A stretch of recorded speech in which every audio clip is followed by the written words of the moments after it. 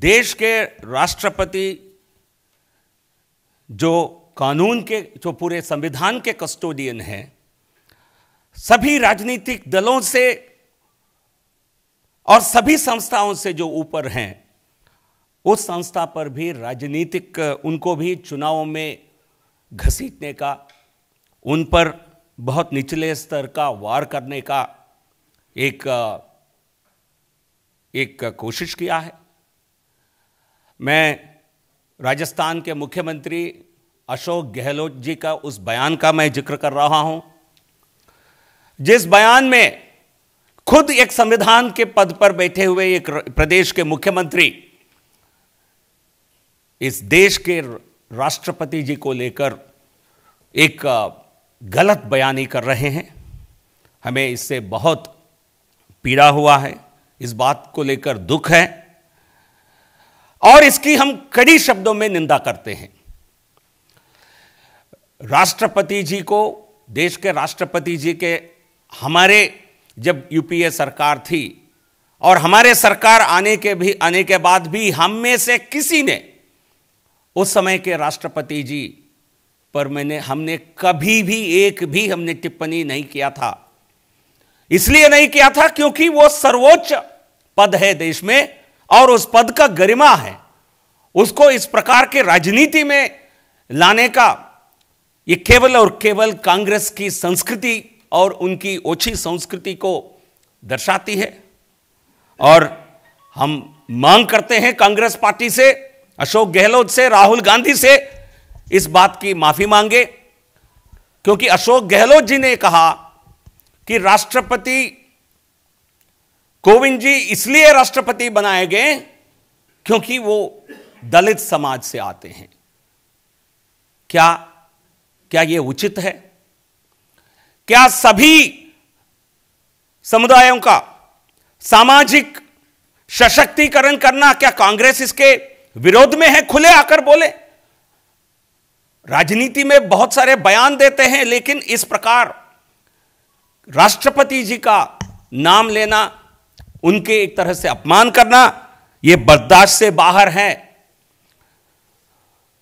क्या कांग्रेस पार्टी एक गरीब राष्ट्रपति जी के खिलाफ है?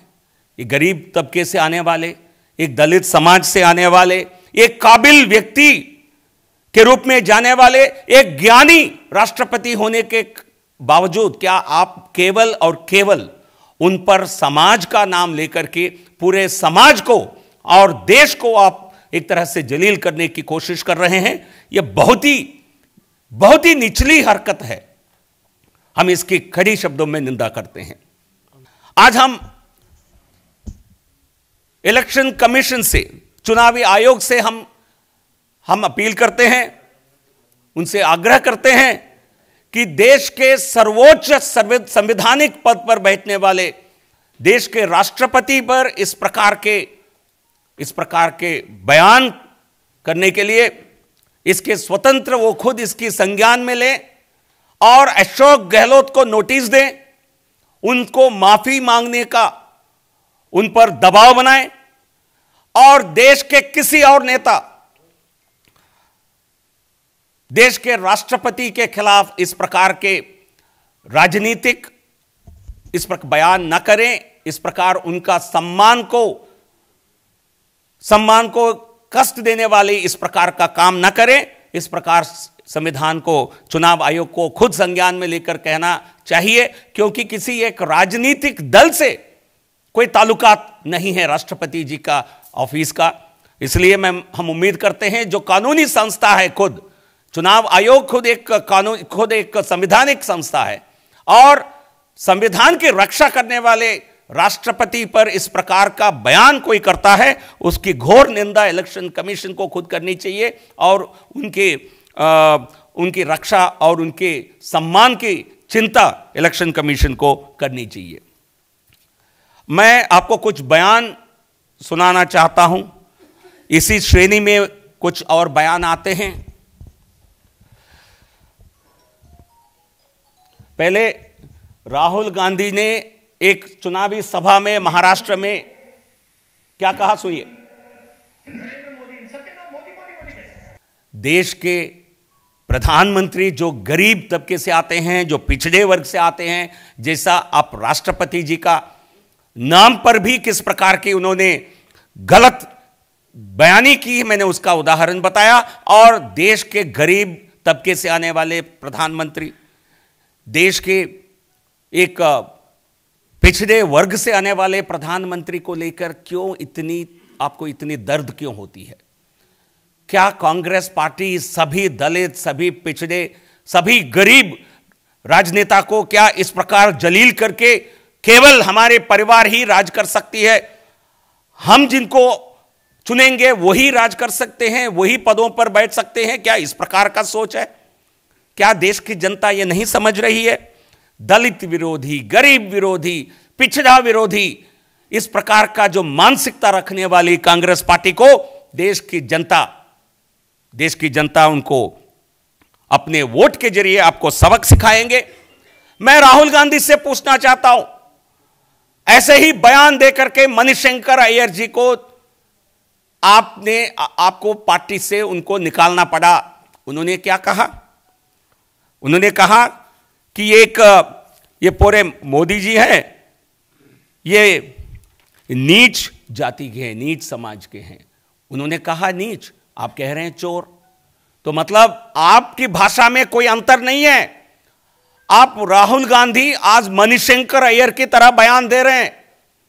मैं मणिशंकर अय्यर को आपने दबाव में, चुनाव के आड़ में आपने उनको पार्टी से हटाने का नाटक किया है, फिर अपने आप को क्या पार्टी से हटाएंगे? क्या राहुल गांधी पर कौन एक्शन लेने वाला है कांग्रेस पार्टी में?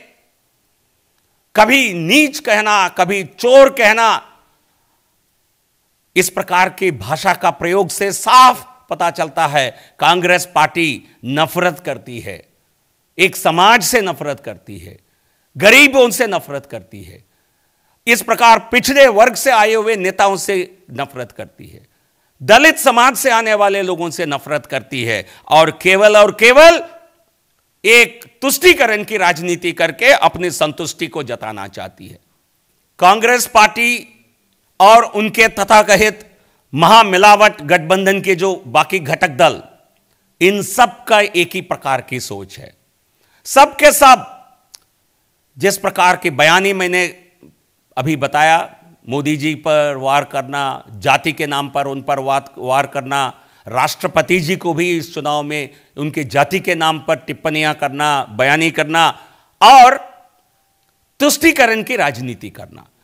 अब देखिए, ममता बनर्जी के पार्टी हो, मायावती जी हो, समाजवादी पार्टी हो, कांग्रेस हो, महबूबा मुफ्ती हो, यह सबका एक ही सोच है, वो है तुष्टीकरण।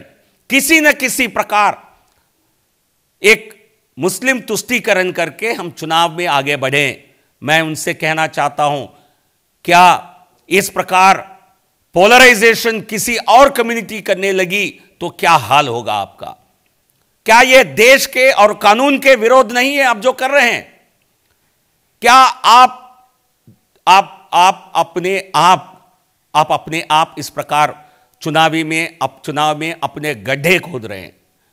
क्योंकि देश, यदि इस प्रकार का उल्लंघन आप करेंगे तो क्या उसका रिएक्शन होगा आपको समझना पड़ेगा। 2014 के चुनाव के बाद एंथनी कमेटी ने जो रिपोर्ट दिया है कांग्रेस को, उसका शायद राहुल गांधी भूल गए हैं, बीच में कुछ याद आया फिर भूल गए हैं। वही आदत, वही नतीजे आपके होने वाले हैं। ममता बनर्जी कलाकार को बांग्लादेश से बुलाती है, क्यों? क्या भारत में बांग्ला बोलने वाले कलाकार की कोई कमी है? क्या तृणमूल कांग्रेस की समर्थन करने वाली बांग्ला बोलने वाली कोई स्टार्स की कोई कमी है? ऐसा कई लोगों को आपने पार्टी से भी टिकट दिया, आपने अपने लोकसभा उम्मीदवार बनाए, लोकसभा सांसद बनाए, उनकी आपने बहुत सेवा की। क्या आप बांग्लादेश में जाकर के क्यों इस तरफ इसकी सर्च क्यों कर रहे हैं? क्योंकि आप एक संप्रदाय विशेष को आप अपील करना चाहते हैं, यही आपकी सोच है। ऐसे गलत सांप्रदायिक सोच से राजनीति यदि करेंगे, हम आपको यही कहना चाहेंगे, आप अपने ही गद्दे को खोद रहे हैं। देश में केवल और केवल एक सेक्युलर देश होने के नाते धर्मनिरपेक्षता का मतलब है सभी वर्गों का, सभी समाजों का, सभी धर्मों का सम्मान करना, सबका साथ सबका विकास हमारा एक मूल मंत्र रहा है। हमने उसी मंत्र को हमने अमल किया है सरकार में रहते हुए 5 साल, और उसी का अमल हम चुनाव के समय भी कर रहे हैं। तो इसलिए हम ऐसे गलत टिप्पणियां करने वाले सभी को इलेक्शन कमीशन के द्वारा एक्शन लिया जाने की हम उनसे अपील करते हैं। यदि इस प्रकार कोड उल्लंघन एक संप्रदाय विशेष को लेकर करेंगे, फिर किसी और संप्रदाय से ऐसा कभी अटेम्प्ट होगा तो इनके पास कोई जमीन नहीं बचेगी। और कांग्रेस पार्टी को हम कहना चाहते हैं, जो जिस प्रकार आप राष्ट्रपति जी का अपमान करते हैं, देश के प्रधानमंत्री जी का अपमान करते हैं, सभी व्यवस्था का अपमान करते हैं, सभी संस्थाओं का अपमान करते हैं, चुनावी आयोग का अपमान करते हैं, सुप्रीम कोर्ट का अवहेलना करते हैं, यह कोई आपकी तानाशाही नहीं चल रही है देश में। होश में आओ राहुल गांधी, यह कांग्रेस की तानाशाही नहीं है, यह आपकी राजशाही नहीं चल रही है। देश में लोकतंत्र है, देश में कानून के तहत हर एक को चलना पड़ता है। आप इस प्रकार कानून का धज्जियां उड़ाकर आप चुनावों में अपने आप को आगे बढ़ाने की कोशिश करेंगे, आप जहां भी खड़े हैं अभी 44 सीट पर, उससे भी नीचे उतरेंगे, नीचे आएंगे। इसको ध्यान में रखते हुए आपको सोचना चाहिए। हर दिन किसी न किसी संस्था का अपमान करना, यदि आपने ये आदत नहीं छोड़ी, जनता आपके साथ जो न्याय करना है पूरे हटाकर, आपको हराकर आपने वायनाड भाग गए, क्योंकि आपको यहां पता था यहां से आप जीत नहीं सकते हैं। वायनाड में आप एक सांप्रदायिक दल के साथ आपकी समझौता है, मुस्लिम लीग के मित्र दल के रूप में आप लड़ते हैं। वहां मुस्लिम लीग के फ्लैग पूरे चुनाव के आपके जो नामांकन के समय पूरे दिखाई देते हैं, और आपके नेता सिद्धू पाकिस्तान में जाकर हीरो बनने चाहते हैं। और आप देश को इस प्रकार अपमान करके आप बहन भाई, तो राष्ट्रवाद की फिर इसका क्या अर्थ है ये बताने चाहेंगे।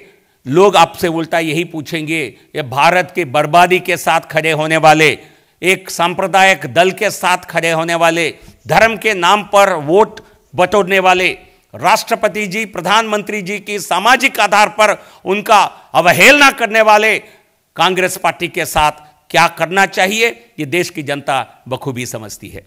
धन्यवाद।